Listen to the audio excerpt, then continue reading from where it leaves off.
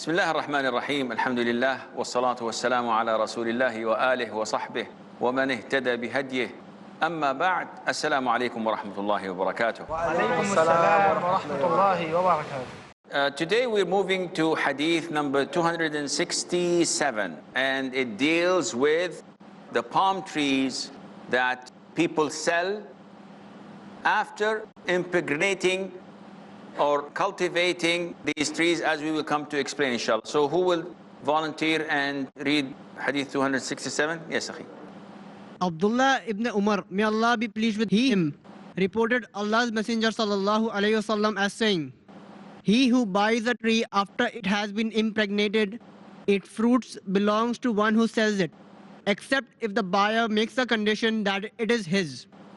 In a narration of a Muslim, "And he who buys a slave, his property belongs to the one who sold him, except if the buyer made a condition that it is his." Okay, the hadith is clear, but maybe we, as we do not deal in farming, we do not know what is impregnating a tree would be. Trees, as people who know the nature of farming, have males and females. So if you want to have a good fruit, you have to, as they say, fecundate or impregnate the palm trees by getting special types of material from the tree to the female tree, and then it would give fruit. Now, the Prophet knows, alayhi salatu wasalam, that the first priority for an owner of such a farm is to get the fruit. Why am I farming? Because I like how the trees look? Definitely not. I want something out of it. So the Prophet ﷺ is telling us that if a person impregnates his palm trees, which requires a lot of work, you have to go take it from the male trees to the female trees, climb up and do this and do that. So when you fecundate these trees, and then afterwards you want to sell the farm, the buyer, when he comes and buys it, after a month or two, when the fruit is ripe, it is not his. Now one would say, okay, akhi, I bought the farm 2 months, 3 months ago. Yes, you bought it 2 or 3 months ago, but when you bought it, it has already been fecundated by the previous owner. And the Prophet ﷺ made a rule so that we would not have any dispute. If you buy the farm after my work on it, then the fruits are mine. Unless, the Prophet is putting what? ﷺ, a condition. Unless the buyer knows. So he goes to say, listen, I'm going to buy the whole farm, but the fruits are mine. Now, the seller has the option. He has the option of saying, Ya akhi, but I did a lot of work in it, and I look forward for the fruit that I have done and worked for. And the buyer says, well, this is my condition, whether you agree or not. So then things are clear. But if they do not discuss this, after 2 or 3 months, there will become dispute. The buyer says, no, I bought the farm with everything on it. And the seller would say, no, I impregnated the palm trees, so I have to take the fruits. What do we say to him? The hadith clarifies this. There is no misconceptions, nothing for you to debate about. Buyer, did you make a condition? Said, no. Khalas, tough luck. Now, does this mean that every single year the fruit is his? For the seller, no, it's only for this one time because he worked hard in it. The second part of the hadith, it's also deals with the same concept, and that is, if you sell a slave, now one would say, slavery is banned. I said, yes, it's banned, but slavery was there, and slavery is not something that Muslims should be ashamed of, because people think that, oh, Islam promotes slavery. Does Islam promote slavery? There is only one means of having slavery, and that is through capturing of prisoners of war. If I go to Burma, where they're very poor, or Somalia, and someone comes to me and says, do you want to buy my son or my daughter? He is 7 years of age, 9 years of age. I'll sell him for $150. And he can become your slave. That's cheap. I'll buy him. Take two. Says, oh, you get one free. So is this halal? Definitely not. This is a free man, a free child. I cannot buy. The only means of slavery in Islam is through prisoners of wars, non-Muslims,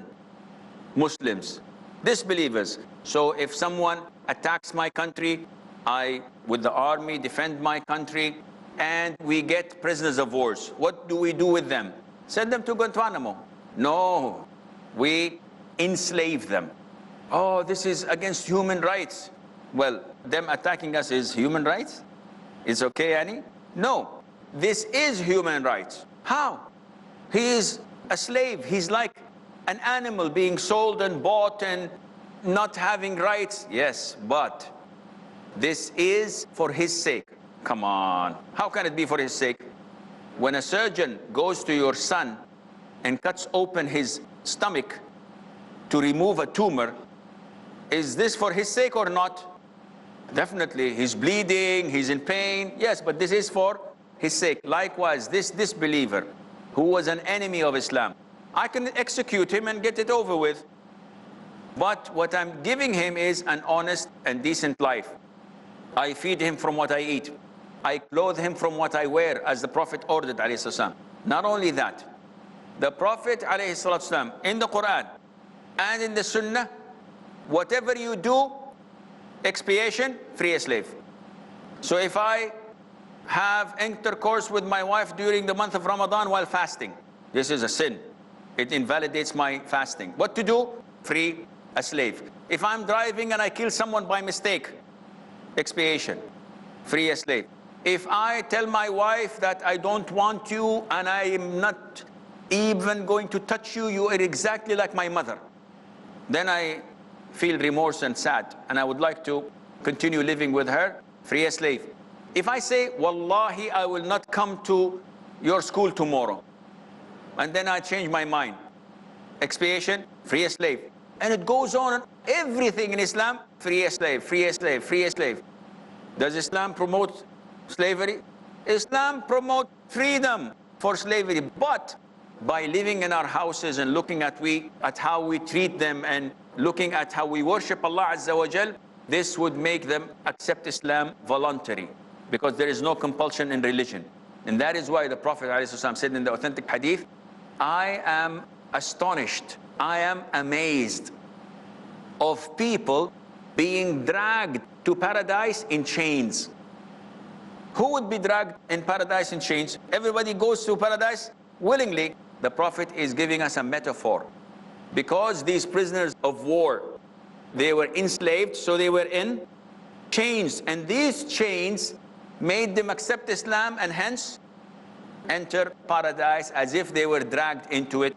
So this is not our topic, but you have to clarify things, because when people talk to you about Islam and you don't know the beauty of the religion, you will feel inferior, you will feel weak. So yes, oh, I'm sorry, yes, Islam promotes slavery. No, it's not like this. And always turn the tables on their heads. Not physically, but so that they would say, oh, a terrorist, he's putting the tables on our head now, we have wounds, we're dying.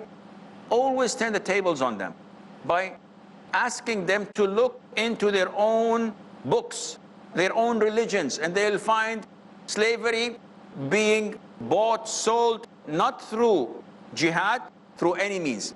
As long as you can capture someone and sell it, then this is permissible. In Islam, alhamdulillah, it is the greatest religion, and if you study it, you know why. So, I have a slave, and my slave, I gave him 100,000 rupees or dollars, and I tell him, go and trade with it and bring me the profit. It's my money.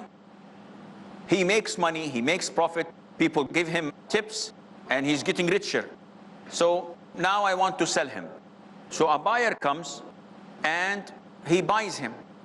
And after he buys him, I, the owner, come to collect what he owns, because everything he owns, the suit, the watch, the car, the pen, the suitcase, everything is mine.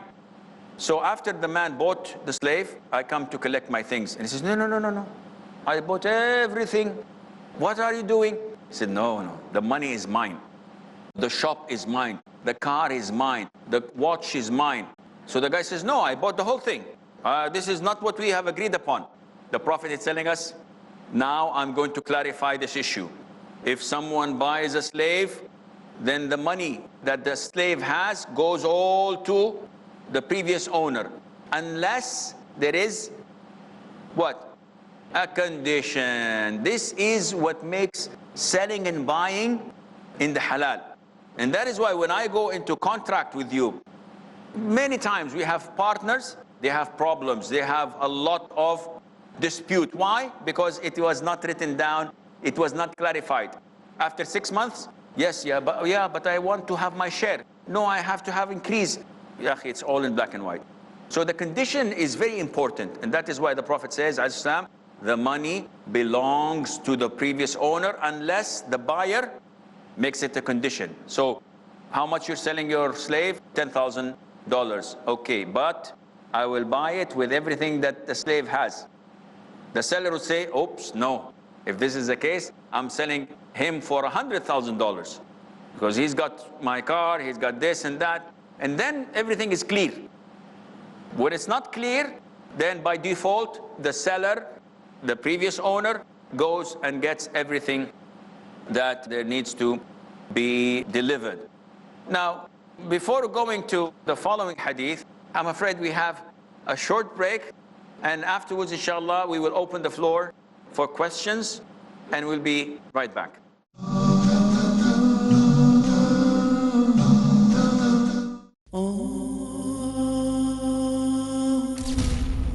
We are not addicted to dawah. Addiction implies a short-term fix. One doesn't need to get into the zone to talk about Islam. You do dawah because it is a natural result of your commitment to Allah. If you don't talk, people are going to walk.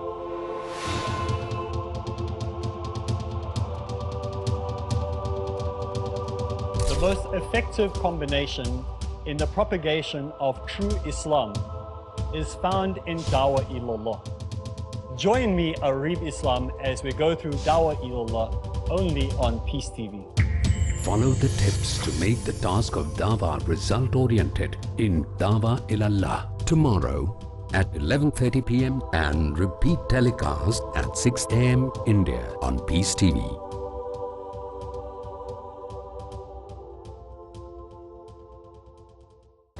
The true and faithful servants of Allah subhanahu wa ta'ala. Some faces in the day of resurrection will beam in brightness. Their qualities, their characteristics. الذين آمنوا, those who believe in Allah subhanahu wa ta'ala. وتطمئن قلوبهم بذكر الله. Sheikh Saeed Al-Ghadi. And their hearts find tranquility and rest by remembering Allah subhanahu wa ta'ala. Can we be one of them? Indeed, by remembering Allah subhanahu wa ta'ala, hearts find rest and tranquility. Welcome to a brand new series, The Servants of Allah, Isham Bella, which inshallah ta'ala will focus on those issues which Allah subhanahu wa ta'ala loves. Let's learn how and what gains us the favor and pleasure of Allah subhanahu wa ta'ala in Servants of Allah tomorrow at 4:30 p.m. and repeat telecast at 3:30 a.m. India on Peace TV. Let's discuss issues. Welcome to Let's Talk. I'm your moderator. Omar Dunlap. Does Islam allow terrorism? This is unfair and this is not true. Dr. Mamdouh Muhammad. Islam is the religion of peace. Because of the media, because of what's said about Islam. Mahmoud Atiyah. A huge amount of literature was written on the issue of what they call Islamic terrorism or fundamentalism is not a religious reason. It is a political, sociological. Let's share ideas. Let's discover the truth. We need to put our hands together to show the mainstream Islam to people. To clear doubts, discuss problems, and find proper conclusions. A unique and contemporary chat show. Let's Talk. Tomorrow at 3 p.m. and repeat telecast at 1 a.m. India on Peace TV. When things go wrong as they sometimes will.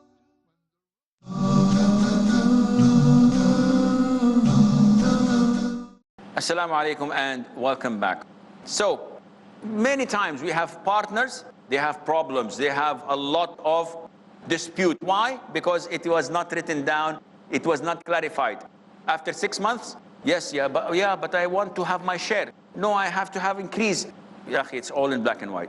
So the condition is very important, and that is why the Prophet says, Islam, the money belongs to the previous owner unless the buyer makes it a condition. So how much you're selling your slave? $10,000. Okay, but I will buy it with everything that the slave has. The seller would say, oops, no.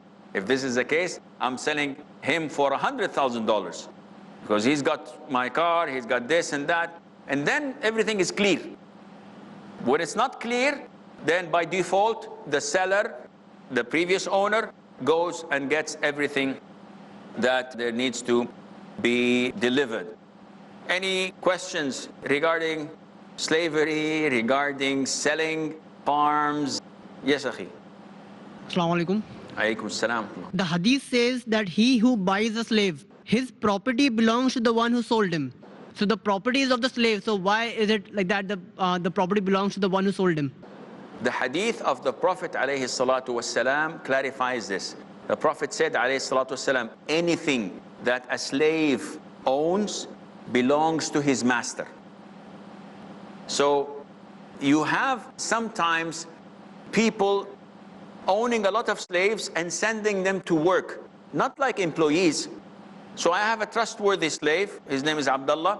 Abdullah, take this 5,000 riyals, it's a capital, go and work. So he goes and invests it, and he makes it 100,000, a million, 5 millions. As a master, I tell him, give me $1 million, give me 2, it's mine.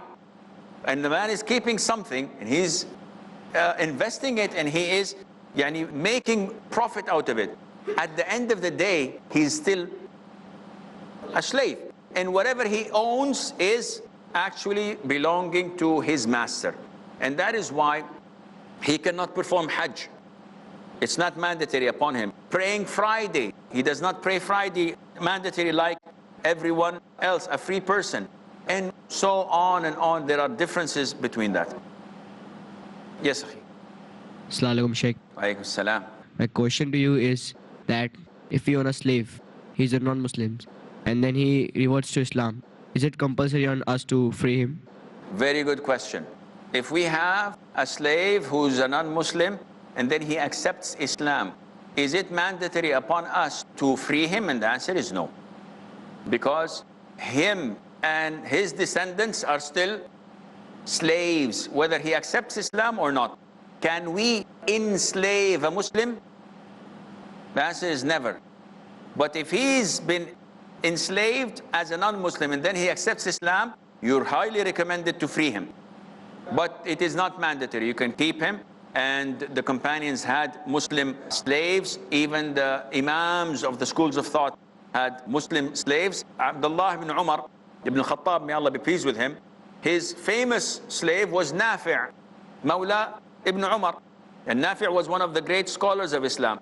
And he was a slave. So where a lot of the scholars of Islam, they were all slaves, and some were freed and some were not. Okay, let's take a question from the Sheikh. An orchard, mango orchard, is sold for a period of 10 years.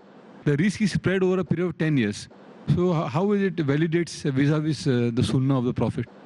This is something that goes beyond my knowledge. If someone sells mango tree after being impregnated, and it takes 10 years to give the fruit, No, what I meant to say, the output is on year-to-year basis, but it is sold for 10 years period. Khalas. If it's on yearly basis, we said that the first harvest, if not conditioned, the first harvest goes to the previous owner, the seller. Only one, but not every year. So the first one that he had impregnated produces in 1 year. The following year you have to impregnate it again. And in the third year and the fourth year. The first year that he worked hard on it, the harvest is his. Sorry, my question is with regards to the Prophet's hadith where he said that the fruit should be yellow or ripe, then sold. Very good. Okay, that's a very valid question. Now, the brother is saying, we discussed it before, that the Prophet forbade ﷺ selling of fruit until they ripe. And he was asked how it is ripe. He said becoming yellow or red. Now here, you're saying that the previous owner, he just impregnated it, and yet he is worthy of having it or keeping it. The issue is different. In the first hadith, what is forbidden to buy the fruit before it is ripe. In the second hadith, the buyer is buying the whole farm, not the fruit. He's buying the tree, he's buying the land, he's buying the streams, and therefore he is not being fooled, because the first one, I buy the fruit that is not ripe. After 2 months, maybe it doesn't become ripe. Maybe it has a disease or snow falls and it dies. So I lost my money. In the other case, no, I'm buying the whole thing. So the fruit is part of the tree itself and part of the farm. And there is no problem in that, inshallah. Sheikh, my question is related to my fellow brother, that you said that fruits must be ripe before they have been sold. But there are certain fruits, which we like mango. We can have a green mango as well as yellow, the sweet one. And even in the gawa, what you call it in Hindi is Peru. So even we have the green and yellow. So what's the ruling on that? Okay, that's a valid question.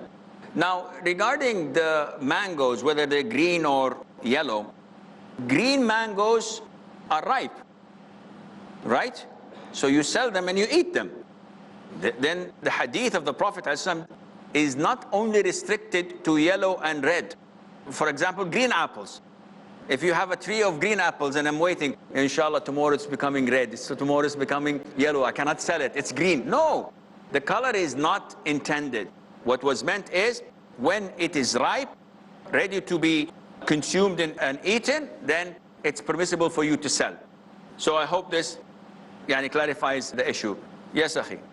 Assalamu alaikum, Sheikh. Alaikum salam. Suppose we own a slave which is a female.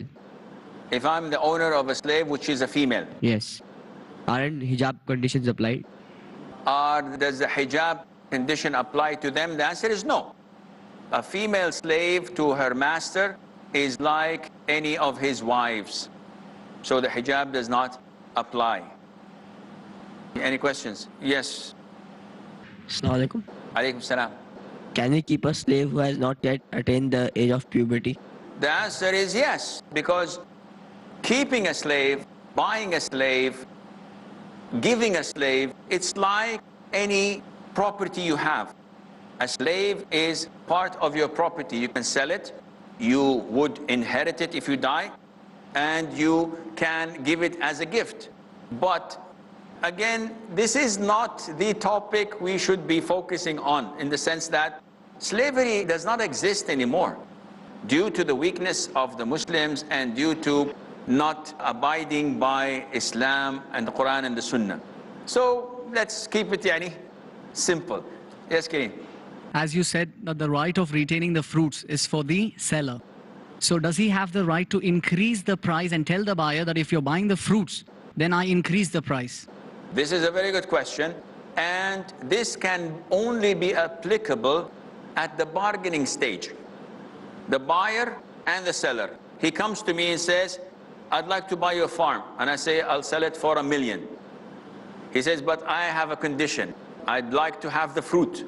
I said, in this case, I'll sell it for $1.5 million. He said, no, you have no right. I said, yes, I have. We did not make the agreement binding. We're still in the bargaining stage. So if the deal is done, meaning that he says, yes, okay, I'll buy it for $1 million. Here's the check, okay, and I say I accept, and we separate. A few days later, he comes and says, yay, I want the fruit. What would I say to him? I would say to him that the deal is done. The Prophet said, ﷺ, that the fruit are mine because I did the work. So I didn't know.